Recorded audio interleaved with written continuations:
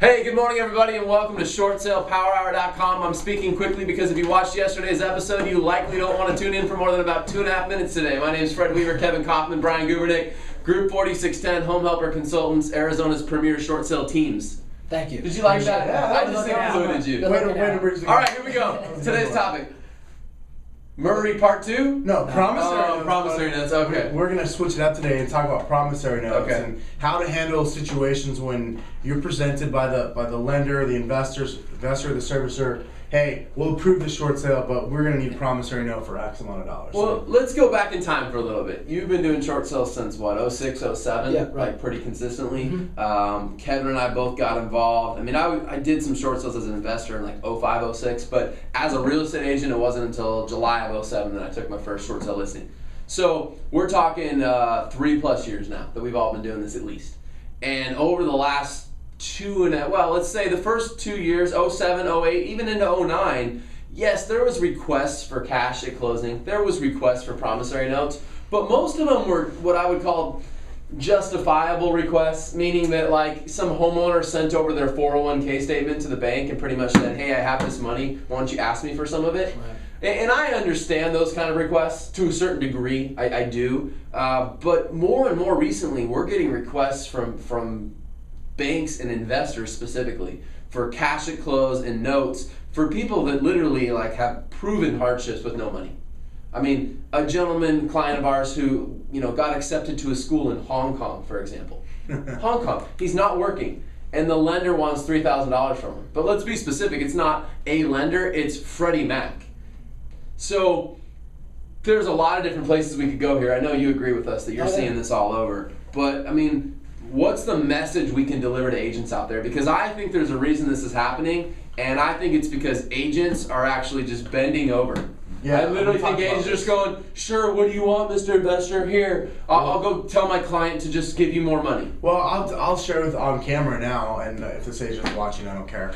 But I was on a panel about a year ago where the gentleman next to me talked about one of his negotiation strategies for getting short sales approved was to prepare his seller up front that they may need to come in with $3,000 to $5,000 in cash, and that if they didn't do that, then he couldn't necessarily help them. And so essentially, when he was presented with a promissory note or cash contribution, he already had the seller revved up and ready to go, willing to pay the bank. To which I thought that has got to be one of the lowest levels of service you could possibly provide. First of all, you said it off camera. It's not a negotiation strategy. It's not. I mean, telling someone to be ready to pay $3,000 to $5,000 or have $3,000 to $5,000 sitting on the side, that's a sales tactic. Yeah. You're trying to sell their house. You're not trying to negotiate them the best deal with their bank with respect to that short sale. Exactly. Absolutely. Without a doubt. It's weak. It's weak at best. It's a weak mindset, which I know you guys talk about a lot on your show. Yeah. If you have the mindset that, hey, I got $5,000 in my back pocket, worst case scenario, and you're relying on that, no way, dude. You gotta come from a place of no.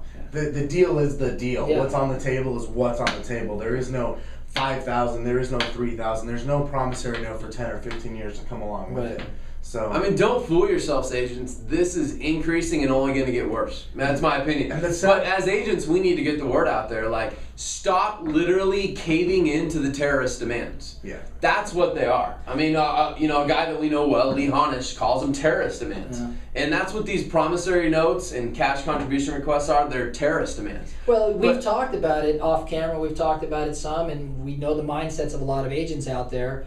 And, I've said it before, if I'm on the bank's end, I kind of get the feeling maybe I should ask everybody for a cash contribution. Because so many of us are just for a promissory note, because everybody just, hands it over. Because even if the borrower has no money, somebody will come up with it. The agent will go borrow it from somebody, ask the buyer to contribute it. But I say this because if I'm smart enough, as dumb as I am, if I'm smart enough to figure it out that if you ask everybody you're going to get 75% of them to give you money, you better believe the banks, Freddie Mac, Fannie Mae especially, have figured that out. They figured it out as well. And that's why I think we've seen this increase. Without a doubt, they're looking to mitigate their loss. How are they going to mitigate their loss? Well, they're going to throw that knockout punch, as Lee Honish likes to say. Bam, here comes that $5,000 promissory note, which spread out over 15 years does not sound too bad.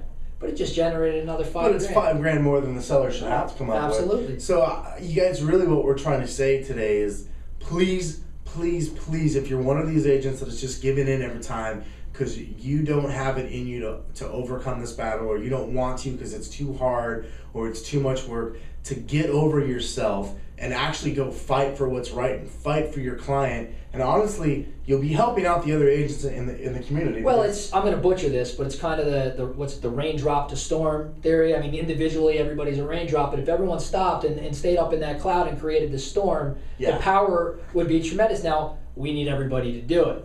Absolutely. We have to commit to it. Yeah. And you may if you're not willing to do it, I'm going to tell you, stop taking the business. I mean, you may strike out, but make the effort, because the greater the effort, the better results we're going to have down the road, without a doubt. Absolutely. So. Seriously, guys, I think you're doing a disservice to clients, though, by taking the business and then asking them to come up with money.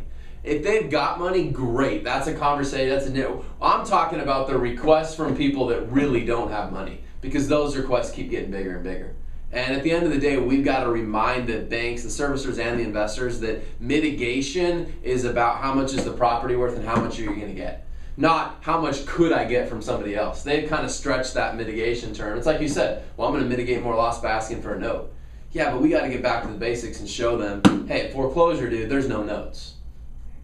Short sale, no notes. Like that, we have to have a hard and fast line. It goes back to, we're never going to put our seller in a worse situation than they would have a foreclosure. Than they would have. Well, that's it. And I can't advise somebody to bring $3,000 to closing if I know at foreclosure that they would be protected. And that's a huge point to make and to reiterate, because I want to make sure every agent, and we talk about this all the time, you cannot create an unsecured liability for a client where one otherwise would not exist. Sure. So be careful on that. The lawsuits are coming for agents that are saying, yeah, it's a great deal, sign a $15,000 prom note, when that seller later finds out that if their property went to foreclosure, they had no liability. And so be careful. We're all talking from a place of Arizona deficiencies. If you're in a state that, deficiency exists, this is a little different conversation. True. Okay? Talk to people in your area that are doing it. You may have a different solution than this. We're simply talking about, like Brian said, don't create a worse liability for them in the short sale than they would have at foreclosure. Right. Okay? Just don't do it. And I'll even say, even if you're in a deficiency state, say no to the request for cash to begin with. Like, why not? Just say no to it and see what you can negotiate for your seller. Because you know what? At foreclosure, just because they have the right to pursue doesn't mean they're going to get any money from that person. Right. The right to and getting money are two different topics of conversation. Yep. So, anyway, let's wrap it up. Before we wrap it up, I just want to say, you and I have made some new friends recently. We have made some new friends. And I would like to share that with the audience, if you will. Let's do it. I'm not sure how many of you guys, I'm sure the majority of you have Well, I think we actually shared this on Monday's episode, so we're sharing again. Yeah, Think Big, Work Small. You guys have all heard of them. They did the IndyMac video that kind of blew up all over the web. And these are some really great guys out of California that are doing a very similar blog to what we're doing. And so we've decided to team up. We're going to be doing some videos together in the future. We're going to look to get them on our show. We'll be on their show. If you guys have not checked them out yet, check out TBWS Daily. It's Think Big, Work Small Daily is what the TBWS stands for. I'm sure we'll just post it right down here below for you, a link. Check out their video blog. If you like our style, I promise you'll like their style. They make us look like the most right-wing, conservative, uptight old people known to me. Yeah, they might actually be a little looser than I think they're a little bit more looser. And I've said that they're far better looking than both of you guys. Yeah, which is I find ironic. That you're going around rating men, but that's okay. It is what it is. I still love you, buddy. Don't worry.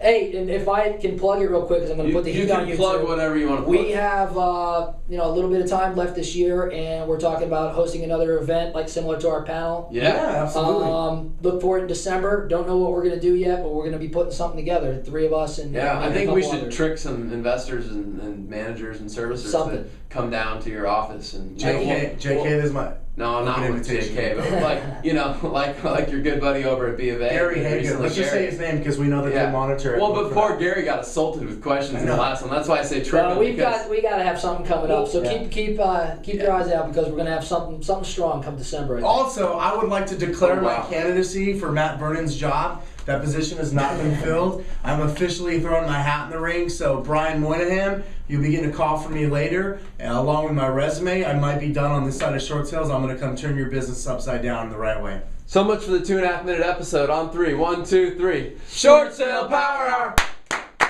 Short sale power hour. Crush it. Did we really just tell Brian he's Arizona's premier short sale team? Thank you. Appreciate it.